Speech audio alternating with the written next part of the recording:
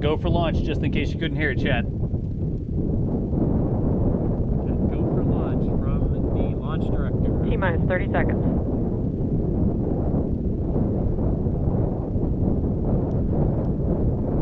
Under half a minute to go now. Again, with this launch today, Stage 1 tanks present for flight. T-minus 15 seconds. Fastest turnaround time of the same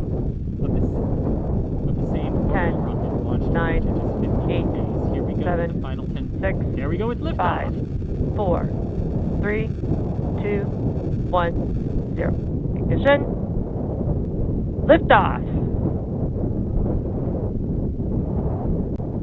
Falcon 9 is pitching downrange at this point. Vehicle is pitching downrange. M1D propulsion is nominal.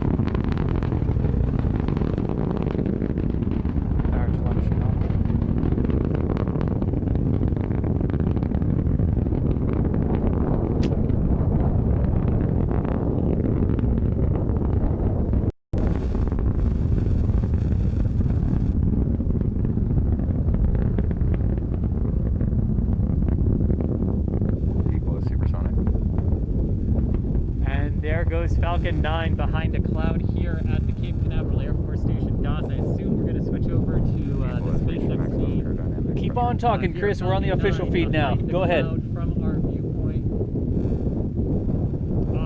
Awesome. So there goes Falcon 9, an absolutely gorgeous start to the mission today. The upper atmosphere contrail is happening now, as I can see it over down behind the clouds. But so far, MBAC chill has started. second launch for RTX on.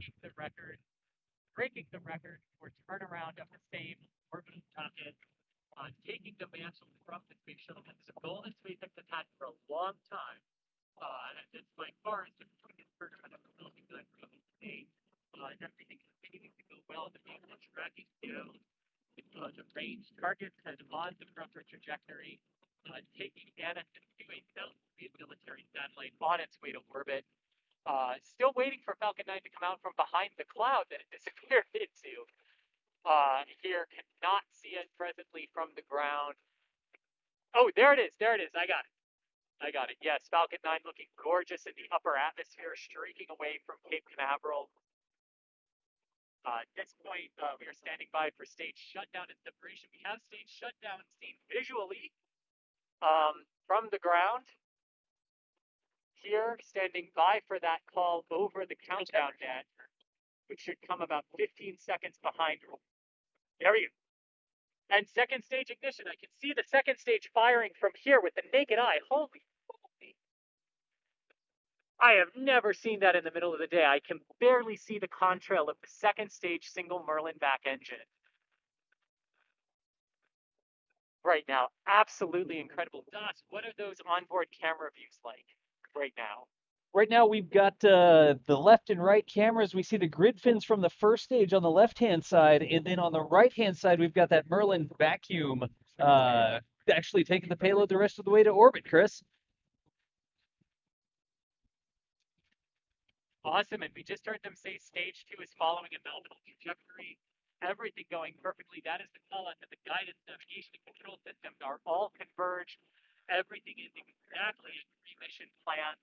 But they were effectively themselves the vehicle tracking downrange on its way to its initial parking orbit. It'll take about 8 minutes, 40 seconds to reach that initial parking orbit.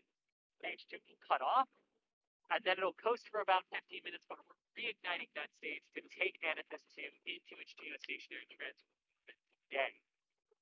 So Falcon 9 continuing downrange. The first stage signal flipping around, aiming itself forward, which acquisition of signal from Bermuda exactly as we want to hear. So that means they have signal from the Falcon 9 from the Bermuda station from the island of Bermuda. So as Falcon 9 continues to go downrange with the second stage, it's always really nice and it's always really cool. And even I get excited. I know when the first stage lands, but keep your focus on the second stage. That is now the whole reason we launched today, taking ANASSIS 2 into orbit. So celebrate and watch the first stage, but keep your attention and your focus on that second stage because that is what is doing the rest of the work for this particular mission from a SpaceX perspective. But again, so far, so good. Picture perfect launch of the Falcon 9. Stage 2 is following a nominal trajectory as it heads downrange. Stage 1 is on its way to the drone ship. At this point, Falcon 9 has the record for the fastest turnaround of a single orbital class of the same orbital rocket at back-to-back launches at 51 days. That booster headed for the drone ship to maybe try to break that record again. That would be really cool if they could keep breaking the record with this booster. We'll see how they do it. But so far, so good. Doss, I think I missed it from everything, but the payload fairing should have separated at this point. Did we see that? Did we get that call out and I just missed it? I haven't seen that yet, and I haven't heard a call out here on the PLF. Okay. Well, it definitely got you. Well, it definitely should have happened at this into the flight. So it does show on the timeline that it's completed. That is complete. Cool. That was another Falcon that is following the nominal trajectory call. As everything worked. Gorgeous launch here from Cape Canaveral. It was a fairly cloudless sky right at the beginning, and now it's very cloudy over the launch pad. Stage 1 right now, but oh man, absolutely gorgeous. And we're about to get the entry burn here, Chris. Stage 1 entry burn startup. Indeed. Here we go. Falcon 9 on its way to the drone ship. Now, if it were nighttime, I would aim the camera at the horizon and show you the entry burn 600 kilometers downrange that is happening. Can't see it right now because it's daylight, but just to give you a sense of what you can still see from Cape Canaveral, 600 Stage 1 entry burn shutdown. We can see that entry burn happening as it heads for the drone ship. So entry burn is complete. Stage 1 slowed down a little bit with entry heating, and on its way to the drone ship, not aimed completely at the drone ship yet, actually aimed a little away from the drone ship.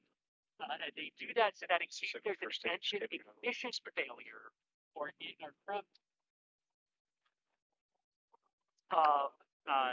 of course, as expected, as you've heard there, second stage is too far downrange to communicate with terminal guidance. But that first stage actually doesn't target the drone ship. All right, stage 2 is in terminal guidance. That is good. We are nearing the end of the propulsive burn to get into our initial parking orbit. Stage 1 still heading for the drone ship. We got the drone ship on screen, Chris. Attention and focus on stage 2. All right, drone ship on screen.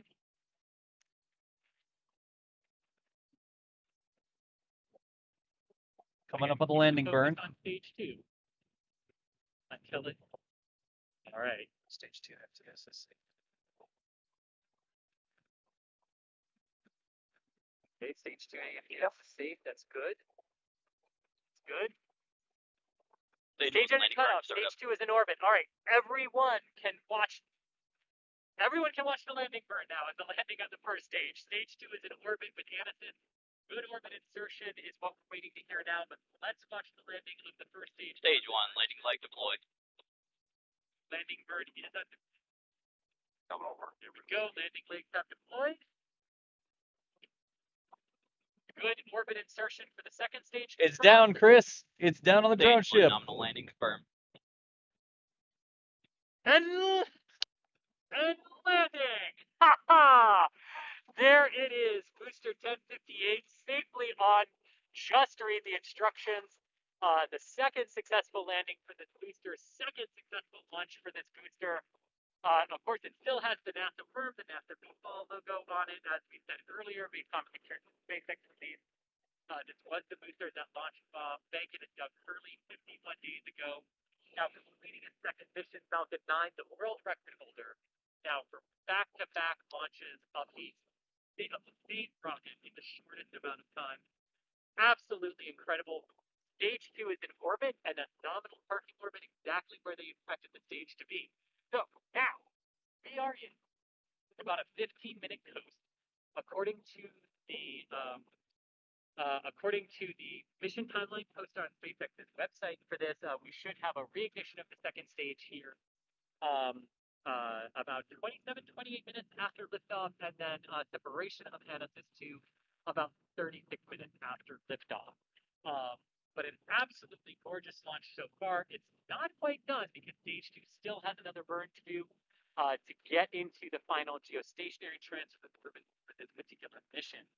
So, but that was incredible. I didn't actually get to see any of it for portions of the liftoff when I took my eyes off of the camera for the tracking. So you tell me, how did that look? Oh, Chris, it looked pretty darn good from here. I was trying to keep quiet and sort of watch what was going on. We had the countdown net from SpaceX there and that sort of stuff coming through as well, but that was pretty darn cool.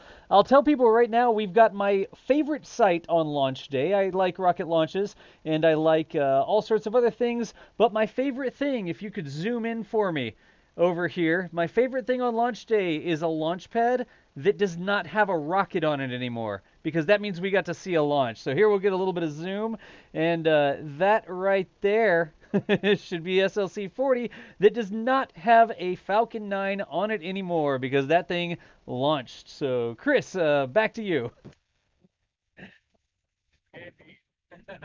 Yes, indeed, it did. Now, what the next Falcon 9 on that pad is going to be is a little bit up in the air. It could be SAOCOM 1B. Right now, SAOCOM 1B still targeting just a few days from now, from that pad. This is the historic. That will be the historic